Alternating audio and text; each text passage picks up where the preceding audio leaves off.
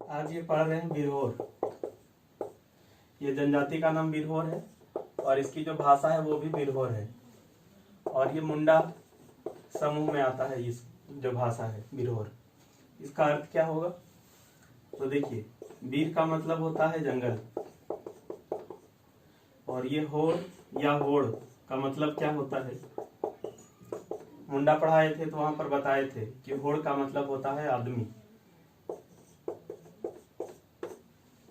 तो इस पूरे का मतलब हुआ जंगल का आदमी। बिरहोर का शाब्दिक अर्थ जंगल का आदमी। इसको जंगल का आदमी कहा गया है। अब सोचिए, मतलब ये जंगल में ही रहता है मेनली। तो ये जनजातियों में जो 8 आदिम जनजातियां हैं उसमें से शामिल है। ये बिरहोर 2 तरह के होते हैं। अधिकतर बिरहोर जो है वो जंगल में ही घूम रहे हैं और घुमंतु जीवन व्यतीत करते हैं। घुमंतु मतलब घूमते रहते हैं इधर उधर। अब यदि जंगल में घूमेंगे तो वहां पे आपको क्या मिलेगा? वहां पे आपको जो है वो जो वन उत्पाद है वो मिलेंगे, प्लस आप जानवरों का शिकार कर सकते हैं। तो जो शिकार करते हैं और जंगलों में घूमते हैं, ये वो एक ग्रुप हो गया। और दूसरा ग्रुप हुआ जो अस्थायी रूप से बस गया है।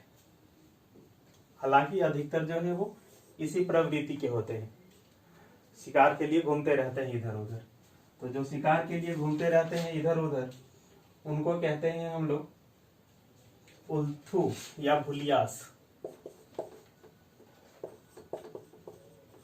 उल्थू या भुलियास एक ही है।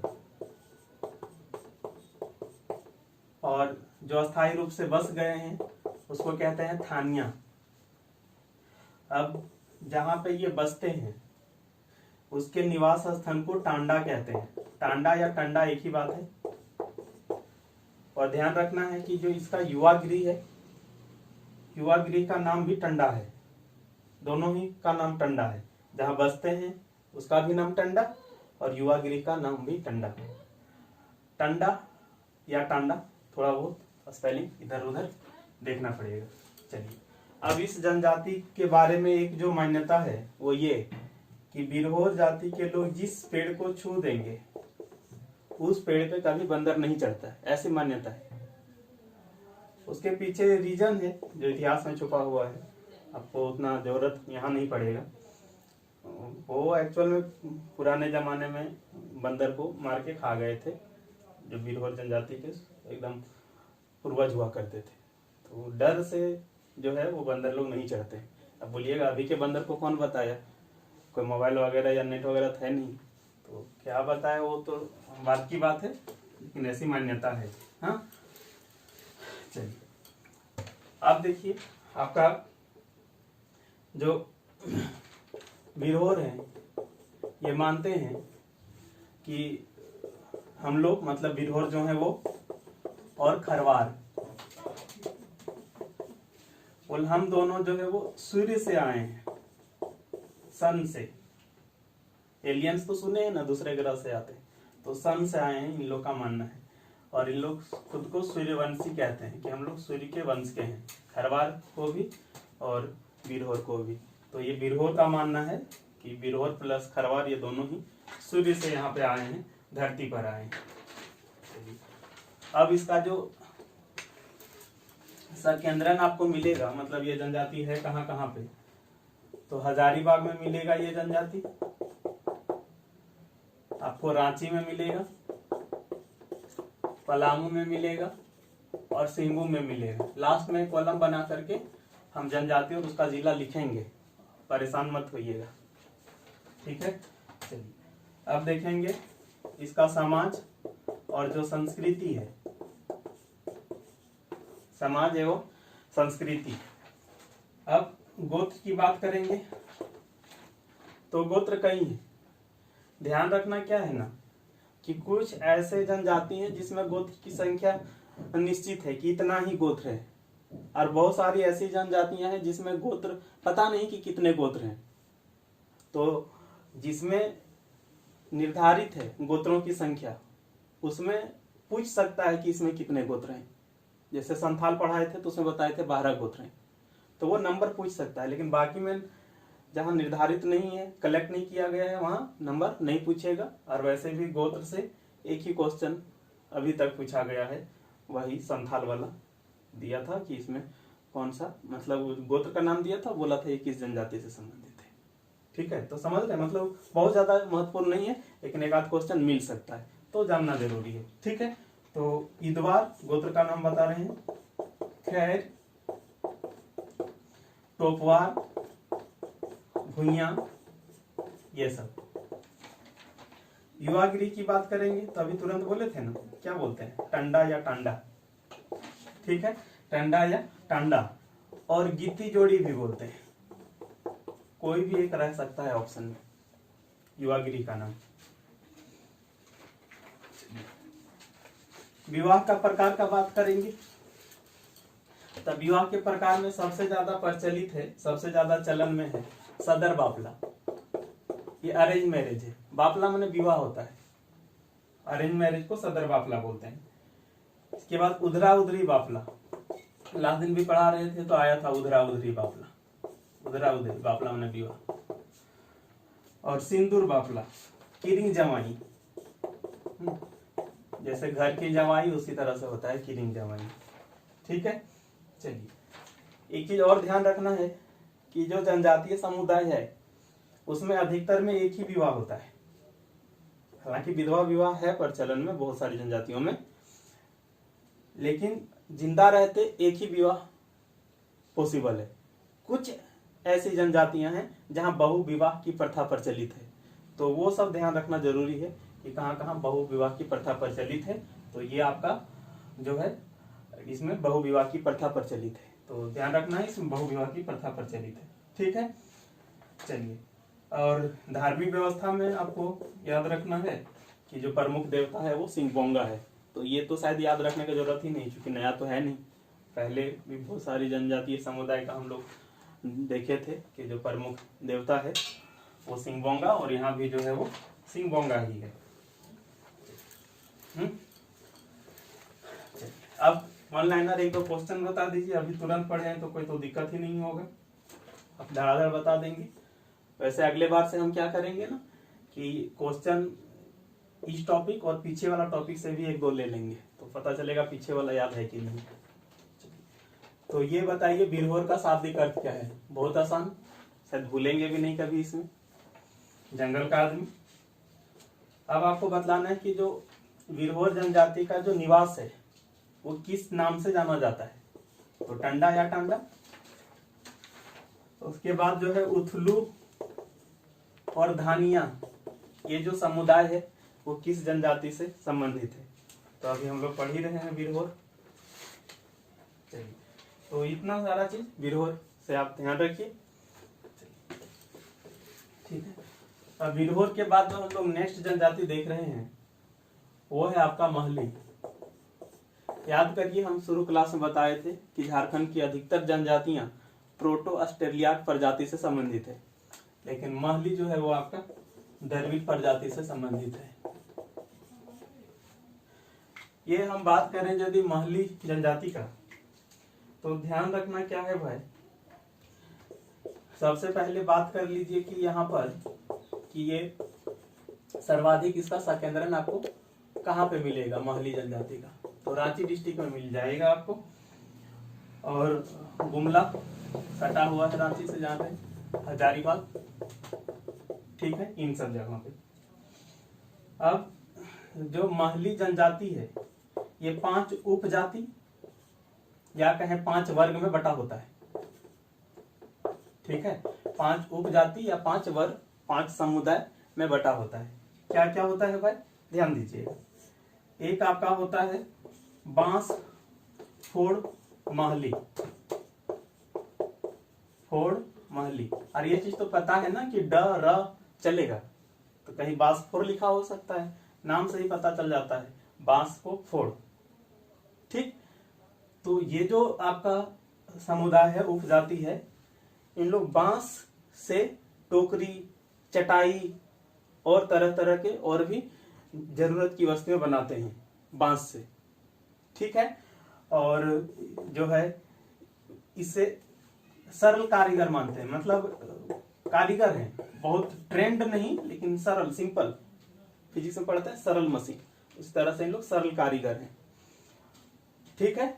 और अच्छा एक बात और, शिल्पी समझते हैं,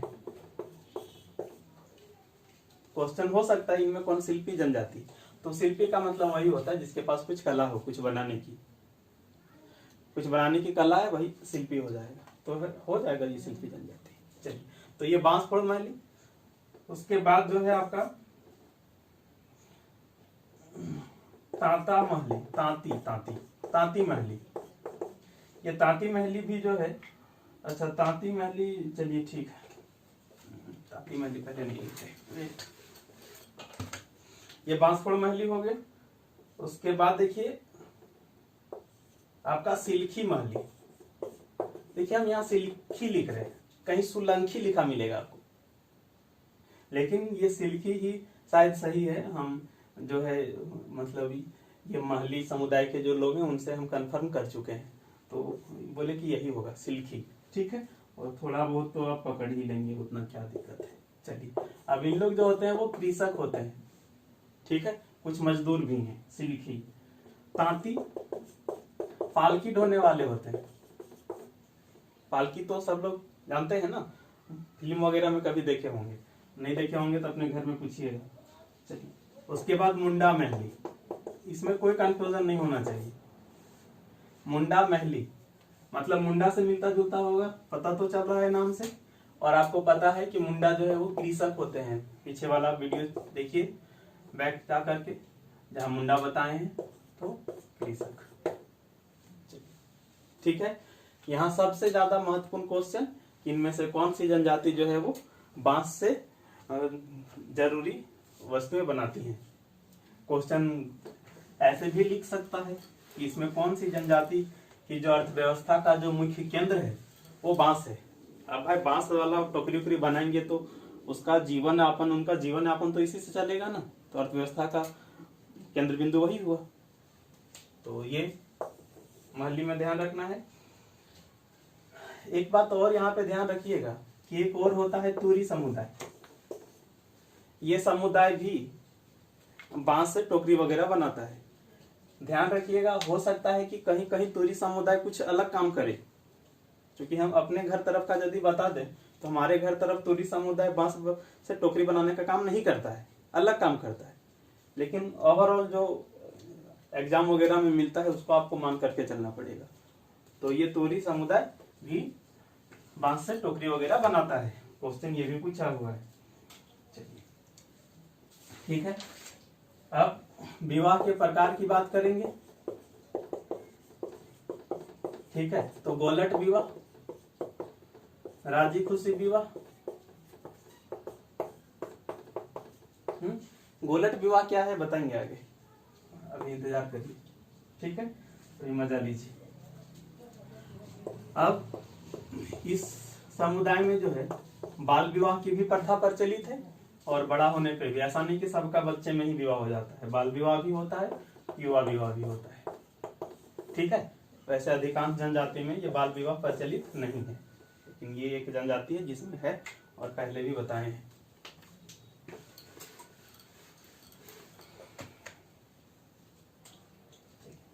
अब जो यहाँ पे पंचायत होता है, पंचायत के हेड को परगनैत बोलते हैं।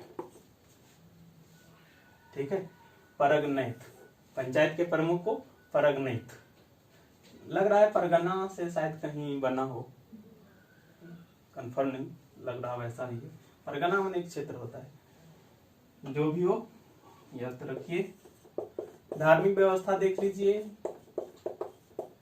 जो प्रमुख देवता है वो सूरजी देवी। पहले ये कहीं नहीं आया था सूरजी देवी, सिंगबोंगा आता था सूर्य भगवान, और जानते हैं सूर्य भगवान को मेल माना गया है, पुरुष, लेकिन ये जो महली जनजाति है यहाँ सूर्य को महिला माना गया है। सूरजी देवी मतलब सूर्य ही, मतलब सूर्य को महिला मान करके पूजा करते हैं जो महली जनजाति के लोग हैं। धार्मिक प्रधान, तो धार्मिक प्रधान को बैगा भी कहा जाता है, पाहन भी कहा जाता है। ठीक, वैसे अधिकतर में आप देखे होंगे कि पाहन या बैगा ही कहलाता है, अधिकतर में तो पाहन है। अभी जो नोट्स हम दे रहे हैं, इस नोट्स को फिर से रिवाइज करके हम फिर से अपलोड करेंगे लॉकडाउन के बाद, तो उसमें और सिस्टमेटिक वे से अरेंज किया रहेगा, और ऐसा रहेगा, इतना रहेगा कि आपको कंफ्यूजन थोड़ा भी नहीं होगा। तो वेट करिए, अभी इस नोट से पढ़िए, लॉकडाउन के बाद हम फिर से बहुत अच्छे तरीके से एकदम कंपाइल करके आपको अवेलेबल कराएंगे। वैसे अभी भी जो नोट्स बना है उसमें बहुत मेहनत किया गया है भाई। अब एक दो क्वेश्चन है यहाँ पे वन लाइनर। क्या है, तो किस जनजाति को सरल कारीगर माना जाता है? तो अभी तो पढ़ ही रहे हैं, मान ली। ठीक है, और आप बताइए बिरहोर किस प्रजाति से संबंधित है? बिरहोर यहाँ पढ़ रहे हैं महली है, लेकिन आपको बताना बिरहोर है। अच्छा, हम बिरहोर में शायद नहीं बताए थे, लगता है नहीं बताए थे, कोई बात नहीं। अधिकतर किस में आता है? प्रोटो ऑस्ट्रेलिया, बताए थे शायद। तो बिरहोर महली द्रविड़ और बिरहोर जो है वो प्रोटो ऑस्ट्रेलिया। चलिए, अब एक बता दीजिए कि जो महली जनजाति है इसमें कितने समुदाय हैं, कितने उपजाति या कितने वर्ग हैं? कितने बताए थे? 5। चलिए, तो ये महली जनजाति हो गया। ठीक है, अब देखिए अभी एक और जनजाति लेंगे, वो भी शिल्पी जनजाति है, चिक बड़ाइक। चिक बड़ाइक, चिक बड़ाइक, ये भी द्रविड़ प्रजाति से ही संबंधित है।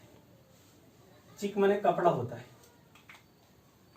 ठीक है, और बड़ाइक जो है वो थोड़ा सा अलग अर्थ हो जाता है, बहादुर, लड़ाकू, सेना, उस तरह से। तो उसको मत खाली चिक देखिए, उसी से आपको थोड़ा सा हेल्प मिलेगा यहाँ पर। ये होता क्या है चिक बड़ाइक माने किस तरह की ये जनजाति है? तो ये बुनकर है, बुनकर, बुनना। वैसे दूसरे जाति के लोग भी बहुत बार बुनते हैं, कुछ स्वेटर वगैरह बुनते हुए देखे होंगे, लेकिन इन लोग कपड़ा बुनते हैं, धागे की सहायता से कपड़ा बुनते हैं, कपड़ा तैयार करते हैं। वैसे कपड़ा में तो धागा ही है ना, तो ये धागे की सहायता से कपड़ा बुनते हैं। और इस जनजाति को हाथ से बुने हुए कपड़ों का जनक माना जाता है, हाथ से बुने हुए कपड़ों का जनक माना जाता है। देखिए, जनजातीय समुदाय में बहुत ऐसा चीज है जो आपको अचंभित करेगा। जैसे वहां पढ़े थे हम लोग, असुर जनजाति, लोहे का ज्ञान कराया दुनिया को, यहाँ हाथ से बुने हुए कपड़ों का जनक। लेकिन पर्याप्त साक्ष्य के आधार, मतलब पर्याप्त साक्ष्य नहीं हो पाने के कारण जो है जीएस वगैरह में या फिर झारखंड जीएस के बाहर राष्ट्रीय अंतर्राष्ट्रीय स्तर पर इन सब जनजाति का बहुत ज्यादा कुछ नाम हम लोग नहीं पढ़ पाते हैं।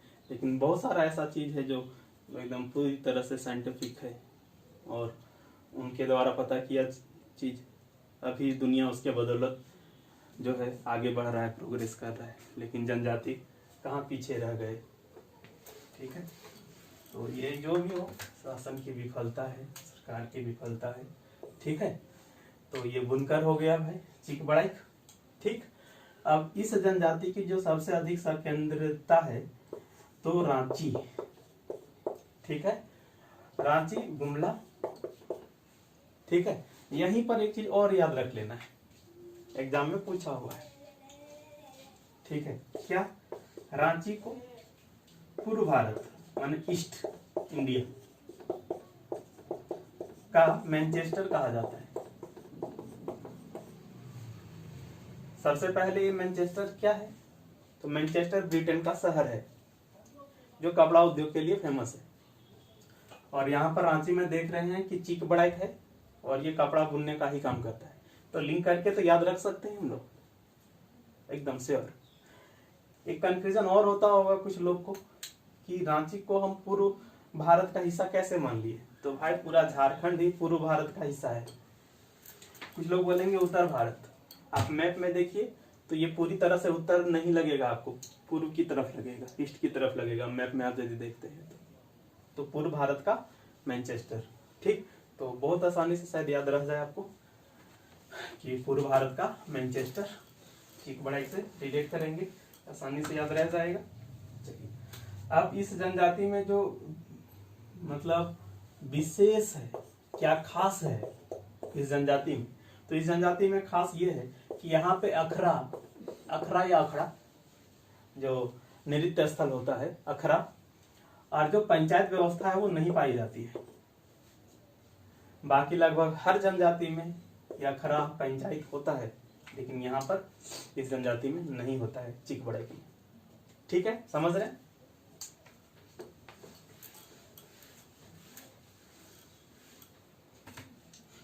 उसको थोड़ा लिंक करके भी आप याद रख सकते हैं कि सब लोग यदि इस समुदाय के लोग कपड़ा बुनने में व्यस्त हैं तो कौन जाएगा नृत्य करने के लिए और पंचायत करने के लिए? घर में रहो हमेशा।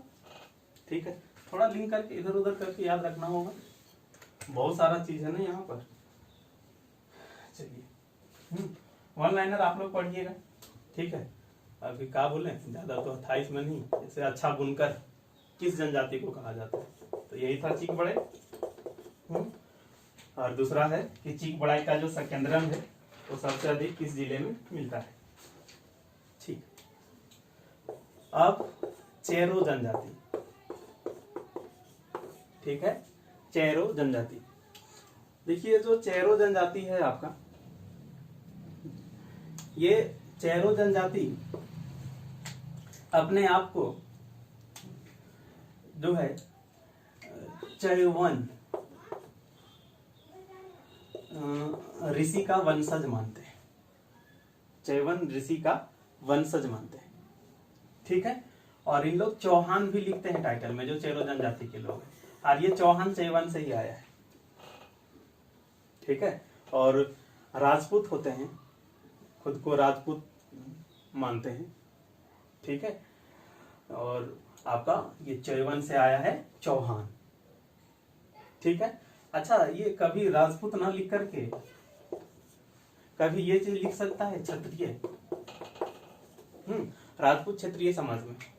ठीक है, आप एंशियंट हिस्ट्री पढ़ेंगे तो उस समय जो आपका है इतना अधिक जो है वो जाति वगैरह नहीं हुआ करता था। उस समय वर्ण हुआ करता था 4। उस 4 में आपका ब्राह्मण होता था, क्षत्रिय होता था, और वैश्य होता था, और शूद्र होता था। क्षत्रिय उसको कहते थे जो वीरता, लड़ाई के लिए, ठीक है, जाना जाता था, उसको क्षत्रिय बोलते थे। क्षत्रिय कोई नहीं पढ़ लीजिएगा, क्षत्रिय है। ठीक है, चलिए, अब इस जनजाति का जो सबसे अधिक संकेंद्रण आपको मिलेगा पलामू में, हालांकि दूसरे क्षेत्रों में भी, पलामू में सबसे ज्यादा। ठीक है, और क्या ध्यान रखना है कि पलामू में चेरो जनजाति को 12 हजारी कहा जाता है। 12 हजारी कहा जाता है। ठीक है, हालांकि कहीं 13 हजारी भी कहा जाता है, यहाँ 12 हजारी है। इसके पीछे मान्यता क्या है 12 हजारी कहने का? तो मान्यता ये है कि भागवत राय जब पढ़ेंगे एंशियन, मतलब एंशियन नहीं माने झारखंड का हिस्ट्री, तो मिलेगा आपका भागवत राय। इन्होंने जब पलामू के परगना में क्या बताए थे क्षेत्र, तो मैंने पलामू के जब पहला परगना मैंने फर्स्ट परगना पर जब कब्जा किया था इस राजा ने, तब इस राजा की सेना में 12,000 चेरो थे। चेरो समुदाय के लोग 12,000 थे, इसलिए कह दिया गया क्या 12 हजारी। यहीं पर ध्यान रख लीजिएगा कि 12,000 चेरो थे और 18,000 खरवार थे। 18,000 क्या थे? खरवार। तो कभी पूछा खरवार को क्या कहेंगे? 18 हजारी। 18 हजारी किसे कहेंगे? खरवार। 12 हजारी जो है आपका चेरो। भागवत राय राजा, इसकी सेना में 12,000 चेरो थे और 18,000 जो है खरवार थे। ठीक है,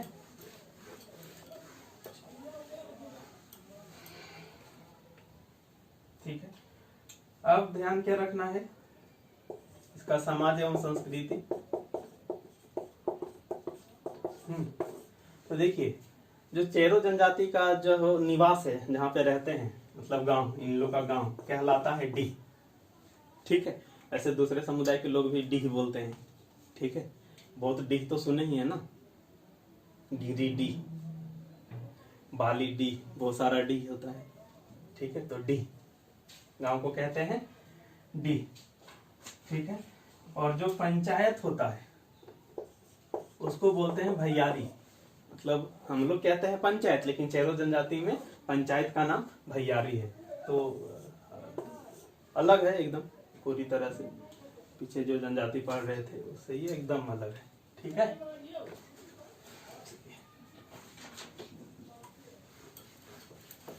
तो ये आपका हो गया चेरो, ठीक है। धार्मिक व्यवस्था की बात करेंगे